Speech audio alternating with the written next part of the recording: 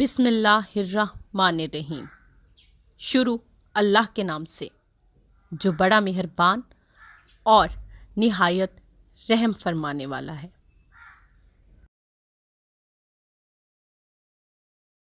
ہماری اس سیریز اسلام کے سنہری موتی کی پہلی 3 اقساط میں ہم نے حضرت عمر فاروق رضی اللہ تعالی عنہ کی زندگی کے اوائل حالات و واقعات، ان کی جوانی کے کچھ واقعات اور ان کے قبول اسلام سے قبل کے واقعات و حالات پر روشنی ڈالی تھی۔ اب آگے ہم ان کی زندگی کے مزید حالات اور واقعات کے بارے میں اس قسط میں جانیں گے۔ پچھلی قسط میں ہم نے یہ جانا تھا کہ حضرت عمر فاروق رضی اللہ تعالی عنہ کی خاندان کے کئی افراد اسلام قبول کر چکے تھے، لیکن حضرت عمر فاروق رضی اللہ تعالی عنہ نے ابھی اسلام قبول نہ کیا تھا۔ رسول پاک صلی اللہ علیہ وآلہ وسلم کی اعلانیہ تبلیغ اسلام سے قریش کے لوگ آپ صلی اللہ علیہ وآلہ وسلم کے دشمن ہو چکے تھے، اور اس پس منظر میں اب بھی کئی لوگوں کی نظریں حضرت عمر فاروق رضی اللہ تعالی عنہ پہ لگی تھی۔ بہرحال ابو جہل کے اس اعلان پر کہ محمد صلی اللہ علیہ وآلہ وسلم کا سر کاٹ کر لانے والے کو 1000 اوقیہ چاندی اور 100 اونٹ انعام میں دیا جائے گا، یہ خطاب سن کر حضرت عمر فاروق رضی اللہ تعالی عنہ بھی متاثر ہوئے بغیر نہ رہ سکے۔ ابو جہل کا یہ اعلان دشمنان اسلام کے لیے بڑا ہی غیرت افزا تھا، اور اس انعام میں بڑی کشش بھی تھی۔ یہ اعلان سن کر حضرت عمر فاروق رضی اللہ تعالی عنہ اس کام کے لیے تیار ہو گئے۔ اس کے بعد حضرت عمر بن خطاب رضی اللہ تعالی عنہ نے بھرے مجمع میں یہ کہا کہ اے ابو جہل، تم ہرگز گھبراؤ نہیں، میں ابھی محمد صلی اللہ علیہ وآلہ وسلم کا سارا قصہ ہی پاک کیے دیتا ہوں۔ بیان کیا جاتا ہے کہ اس کے بعد آپ رضی اللہ تعالی عنہ اس مجمع سے نکل کر گھر کی طرف روانہ ہو گئے۔ وہاں جا کر شمشیر نکالی اور رسول پاک صلی اللہ علیہ وآلہ وسلم کی طرف چل پڑے۔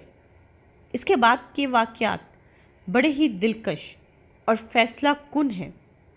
ان حالات و واقعات کے بارے میں کئی تاریخی روایات بھی ہیں، لیکن حضرت عمر بن خطاب رضی اللہ تعالی عنہ نے اپنی زبانی ہی اپنے قبول اسلام کے بارے میں جو کہا، اس میں روایت میں ہے کہ آپ رضی اللہ تعالی عنہ نے فرمایا، میں حضور صلی اللہ علیہ وآلہ وسلم کے حق میں سب سے زیادہ سخت انسان تھا کہ ایک دن میں مکے کے ایک راستے سے جا رہا تھا کہ ایک قریشی جس کا نام نعیم بن عبداللہ تھا، اس نے مجھے دیکھا اور پوچھا، کدھر جا رہے ہو ابن خطاب؟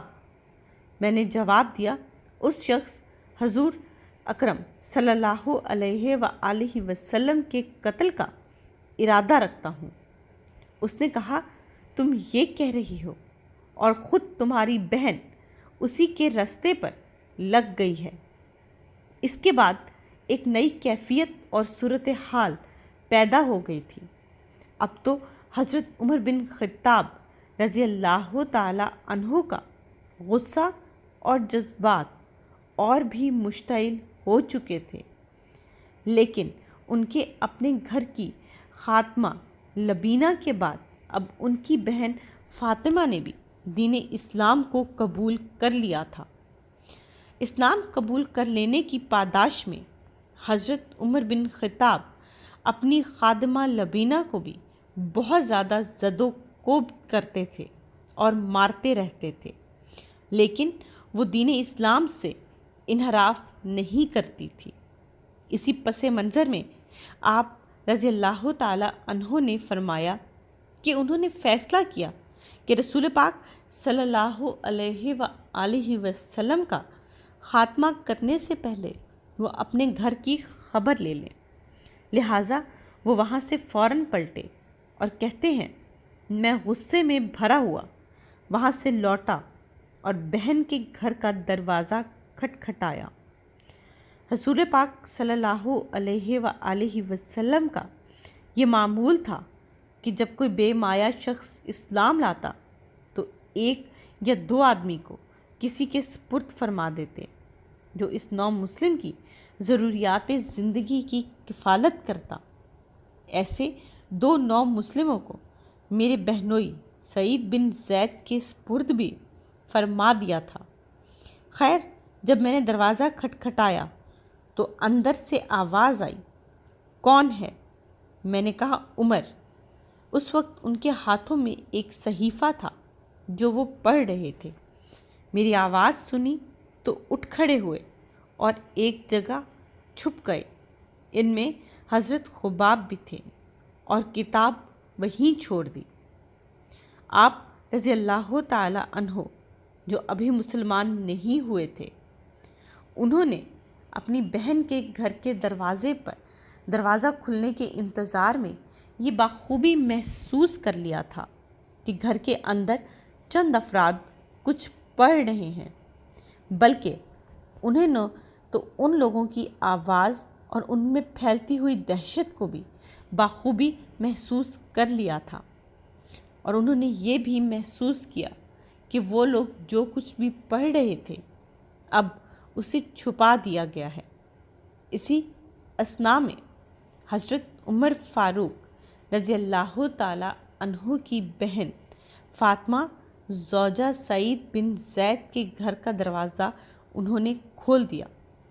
آپ رضی اللہ تعالیٰ عنہ فرماتے ہیں کہ جب میری بہن نے دروازہ کھولا تو میں نے کہا، اپنی جان کی دشمن تو سائبی ہو گئی۔ اس وقت مسلمانوں کو کفار عموماً سابئی کہا کرتے تھے۔ یہ کہہ کر میں اس کے سر پر مارنے لگا۔ وہ رو رو کر کہنے لگی، ابن خطاب، تم جو کچھ کر سکتے ہو کر لو، میں تو اسلام قبول کر چکی ہوں۔ بعض روایات میں یہ بھی بتایا گیا ہے کہ حضرت عمر بن خطاب رضی اللہ تعالیٰ عنہ نے اپنے بہنوئی کو اسی وقت مارنا پیٹنا شروع کر دیا تھا، اور آپ کی بہن فاطمہ رضی اللہ تعالیٰ عنہا اپنے مجازی خدا کو بچانے کی کوشش میں لگی رہیں، لیکن انہوں نے آپ دونوں کو اتنا مارا کہ وہ بیچارے لہو لہان ہو گئے۔ حضرت فاطمہ رضی اللہ تعالیٰ عنہ کے بدن سے تو خون بھی بہنے لگا۔ خود حضرت عمر رضی اللہ تعالیٰ عنہ بیان کرتے ہیں کہ میں وہاں سے ہٹ کر تخت پر بیٹھ گیا اور صحیفے پر نظر پڑی۔ میں نے پوچھا، یہ صحیفہ کیسا؟ بہن نے کہا، اسے رہنے دو، تم نہ غسل جنابت کرتے ہو نہ طاہر رہتے ہو، اسے صرف پاکیزہ لوگ ہی چھوا کرتے ہیں۔ میں بہت اصرار کرتا رہا، یہاں تک کہ اس نے مجھے وہ صحیفہ دے دیا۔ اس میں لکھا تھا، بسم اللہ الرحمن الرحیم۔ میں نے جب الرحمن الرحیم پڑھا تو مجھے وہ لفظ یاد آ گیا جس سے یہ دونوں لفظ مشتق ہیں۔ پھر میں متوجہ ہوا اور پڑھنے لگا۔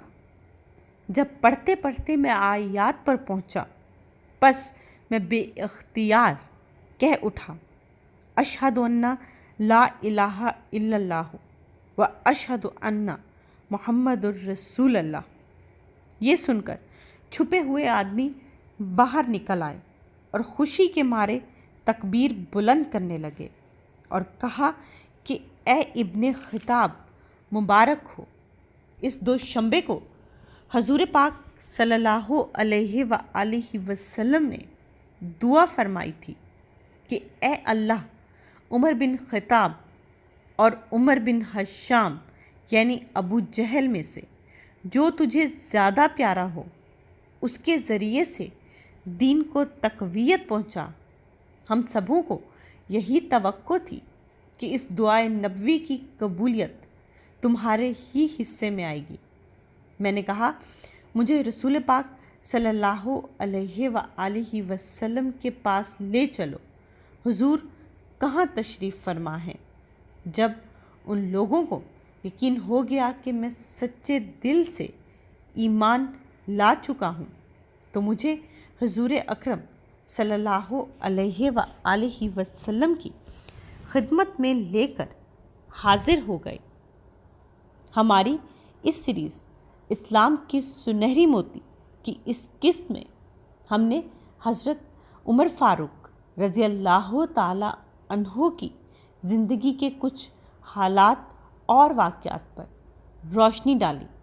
ہماری اس سیریز کی آگے کی تمام اقساط کو سننے کے لیے ہمارے چینل کو سبسکرائب کریں اور بیل کے آئیکن کو ضرور پریس کریں۔ ہماری ان ویڈیوز کو اپنے دوستوں کے ساتھ ضرور شیئر کریں۔